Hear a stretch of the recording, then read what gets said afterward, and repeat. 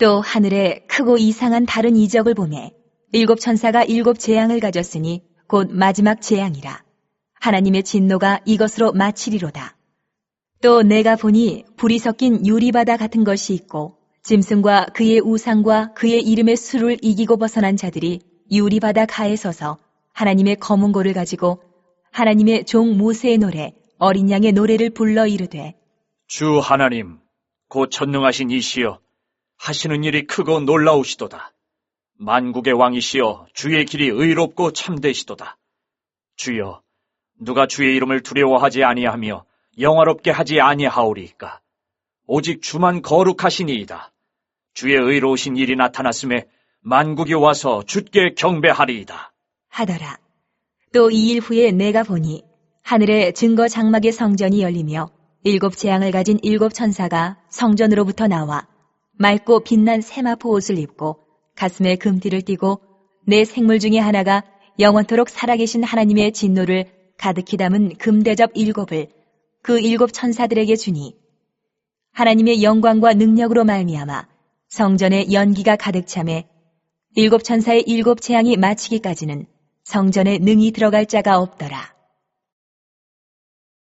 안녕하세요. 오늘은 허남진 목사님의 승리와 구원의 약속이라는 설교 발췌문을 가지고 요한계시록의 한 부분을 좀 깊이 파고들어 볼까 합니다. 네, 안녕하세요. 이게 이제 표적, 구원, 또 시련 속 인내 같은 주제를 다루고 있잖아요. 맞습니다.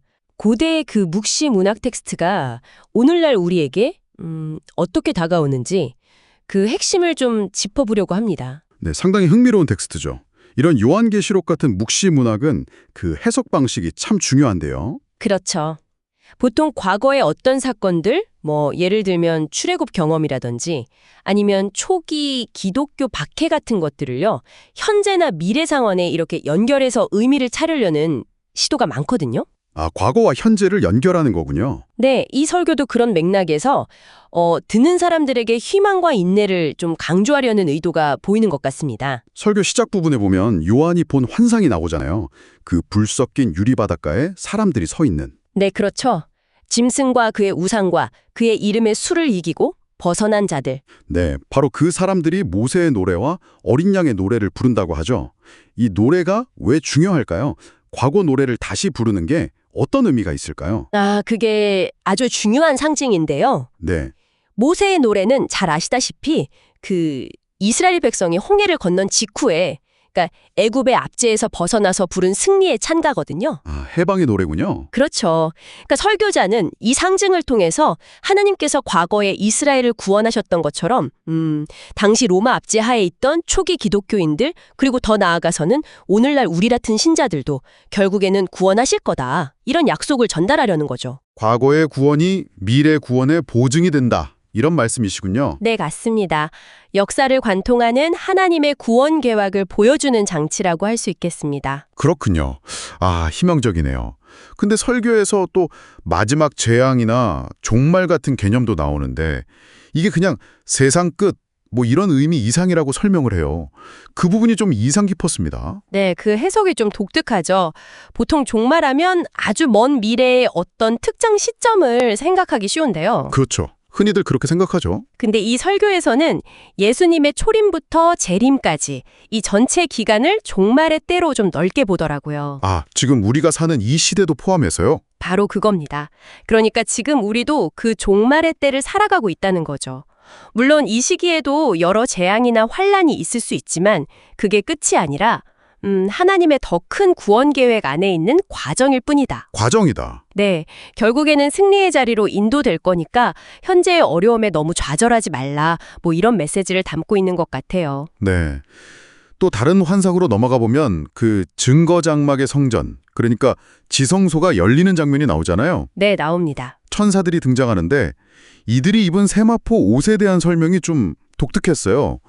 땀을 흘리지 않는 옷이다. 이런 레위기 해석을 인용하던데요. 아, 네네. 그 부분이죠. 여기서 말하는 땀은 뭘 상징하고 그 옷의 의미는 뭘까요? 세마포 옷 자체는 원래 구약시대 제사장들이 입던 옷을 떠올리게 하죠. 네, 제사장의 옷. 근데 이제 설교자가 땀 흘리지 않는 옷이라는 해석을 가져온 건 그 땀을 일종의 인간적인 노력 혹은 뭐 공로, 자기의로움 같은 것의 상징으로 본 거예요. 아, 인간적인 노력.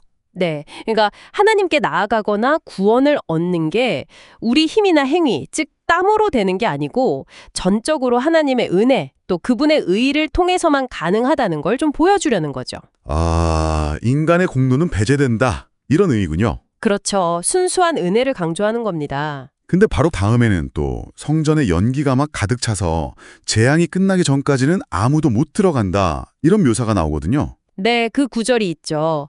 이건 앞서 말한 그 은혜로 나아간다는 거랑 어떻게 연결이 될까요? 좀 모순되는 것 같기도 하고요. 아, 그게 모순이라기보다는 앞에 메시지를 더 강화하는 역할을 한다고 볼 수 있습니다. 강화한다고요? 네. 성전에 가득 찬 연기는 물론 하나님의 거룩한 임재와 영광을 상징하지만 동시에 인간이 자기 힘이나 의로움으로는 감히 그 앞에 설 수 없다는 걸 보여주는 뭐랄까 일종의 장벽으로도 해석이 돼요. 아, 인간의 한계를 보여주는군요. 그렇죠. 그러니까 자기 힘, 자기 노력을 의지하는 사람들, 아까 말한 땀 흘리는 사람들은 결국 하나님의 심판을 피할 수 없다는 거죠. 하지만 오직 하나님의 은혜와 의를 믿고 자기를 부인하는 사람들만이 구원의 길로 들어설 수 있다.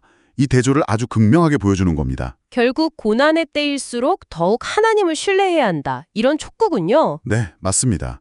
자신을 내려놓으라는 메시지죠. 자, 그럼 종합해보면 이 설교는 요한계시록의 여러 상징들을 통해서 우리가 겪는 현재의 고난이 끝이 아니고 또 인간의 노력이 아니라 오직 하나님의 은혜와 계획을 믿을 때 궁극적인 승리와 구원을 얻을 수 있다. 이런 메시지를 전하고 있는 거네요. 네, 핵심은 그거라고 볼 수 있습니다. 이게 오늘날 우리가 겪는 어려움들을 생각해 볼 때 어떤 의미가 있을까요? 어떤 위로나 혹은 뭐랄까 도전이 될 수도 있을 것 같은데요. 그렇죠. 이 설교는 정말 철저하게 하나님의 주권과 은혜에 초점을 맞추고 있어요. 그래서 상대적으로 인간적인 노력, 그 땀의 역할은 좀 낮게 평가하는 경향이 보입니다. 네, 그런 면이 있네요. 그러다 보니 자연스럽게 이런 질문도 떠오르게 되는데요.